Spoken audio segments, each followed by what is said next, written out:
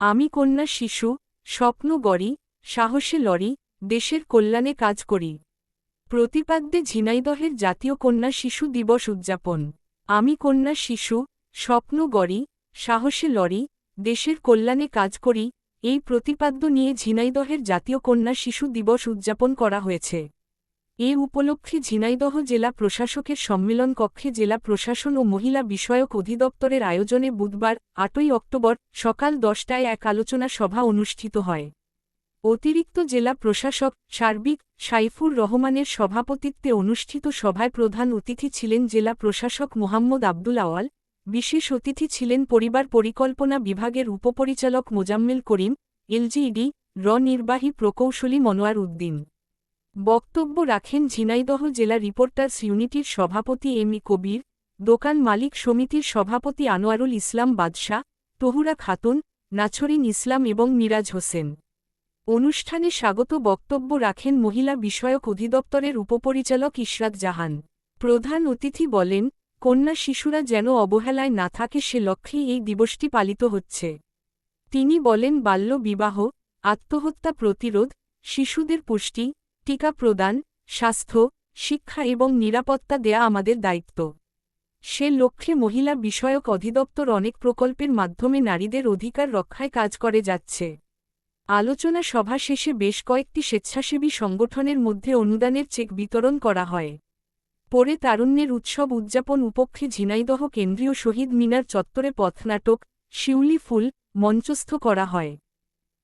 আমাদের কেন আজকে আলোচনা করতে হচ্ছে তিনি মহোদয় সহ সম্মানিত আলোচক বৃন্দ বলেছেন, সকল আলোচক বৃন্দের সকল বক্তব্য আমি প্রত্যয়ন করছি। সবগুলো বক্তব্য খুবই চমৎকার ছিল, খুবই সময়োপযোগী। আমি কন্যা শিশু, আমার দায় কি, আমার দায়িত্ব কি, আমি কোথায় ভুগি, কেন ভুগি। আমি যদি কন্যা শিশু হই বা আমাদের যাদের কন্যা শিশু হয় তাদের প্রতি আমাদের দায় দায়িত্বের বিষয়টি আবার স্মরণ করিয়ে দেওয়ার জন্য তাদের প্রতি কিছু বৈষম্য হয় বিধায় আজকে আমরা যে বৈষম্যের শিকার হয়ে আমরা বারবার ফেরত আসতে চাই, আমাদের সমাজকে একটা শৃঙ্খলার ভিতরে আনতে চাই। বৈষম্যহীন সমাজ, প্রতিযোগিতামূলক একটি সমাজ, একটি ন্যায় বিচারের সমাজ, ন্যায় নীতির সমাজ, যেখানে প্রতিটি মানুষ তার শিক্ষা, স্বাস্থ্য, তার পরিবার পরিবেশ নিয়ে বড় হতে পারে। যে নেপাতে বড় হয়েছে বা বড় হচ্ছে, যে ভায়নায় বড় হচ্ছে, সে কোন মাঝির ঘরে জন্ম নিল নাকি সে কোন কৃষকের ঘরে জন্ম নিল, ইট ডাজন্ট ম্যাটার। সে যদি বাংলাদেশের রাষ্ট্রপতি হতে পারে, বাংলাদেশের প্রধানমন্ত্রী হতে পারে, সেই সুযোগটি যদি আমাদের সমাজে তৈরি হয়ে যায় তাহলে কিন্তু এই দিনের আলোচনা আর প্রয়োজন হবে না। এবং সে যদি কন্যা শিশু হয়, সে যদি কোনো আমাদের আমরা কি বলি কামার কুমার বা আমাদের এখানে নিগোষ্ঠীও আছে কয়েকটা, নাকি নাই আছে, তাদের মধ্যে থেকেও তার ভিতরে যদি মেধা থাকে, যোগ্যতা থাকে, নেতৃত্বের জায়গায় আসতে পারে। তার যদি মেধা যোগ্যতা থাকে, সে যাতে পরিবারে আমরা যাতে দুই না করি, ছেলে শিশু আর কন্যা শিশুর মধ্যে যাতে কোনো পার্থক্য না করি। এই পার্থক্য কিন্তু শুধু কি নয়, দৃশ্যমান না, অদৃশ্যমানও আছে অনেক কিছু। মেন্টাল সেটআপ আমরা বলি, মাইন্ডসেট। আমাদের একটা প্রথাগত শিক্ষা ব্যবস্থা আছে। প্রথাগত শিক্ষা ব্যবস্থা কোথায়? শিক্ষা প্রতিষ্ঠানে। অপ্রথাগত শিক্ষা যখন কিছু শুরু হয় পরিবার থেকে, সমাজ থেকে। আজকে যখন আমরা কষ্ট পাই, আমি আমার জীবনে কখনো সিগারেট খাই না,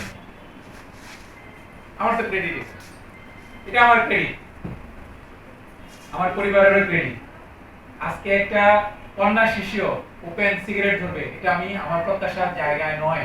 কি বলেন আপনারা? জি। তার মানে দেখেন যে 18 থেকে 16.3 এটি কিন্তু প্রায় 2 বছরের কাছাকাছি এই সময়টা, যেখানে আমরা আসলে মেয়েদেরকে বিয়ে দিয়ে দিচ্ছি। তো আমি আসলে বলতে চাই যে আমাদের মেয়ে শিশুদের যেন আমরা বিশেষ করে তাদের পুষ্টির বিষয়ে যেন সর্বাত্মক নজর দিই। তার কারণ এই মেয়েটা কিন্তু এক সময় কি হবে, মা হবে। তো এই তাদের বিশেষ করে পুষ্টির বিষয়টা যদি আমরা ভালোভাবে লক্ষ্য না করি তাহলে কি হবে, এই যখন মা হবে, যে বাচ্চাটা প্রসব করবে সেটা কিন্তু আদর্শ মান আমরা যেটা বলি, একটা বাচ্চার কমপক্ষে 2.5 কেজি ওজন হতে হবে। এই 2.5 কেজি ওজন কিন্তু অনেক ক্ষেত্রে হয় না, 2.5 কেজির নিচে বাচ্চার ওজন হয়। তো আমার মনে হয় যে যারা এখানে আমরা আছি, আমরা সহ যারা বাইরে আছে, আমরা এই তথ্যটা অন্তত তাদেরকে পৌঁছায় দেবো যে মেয়েদের যে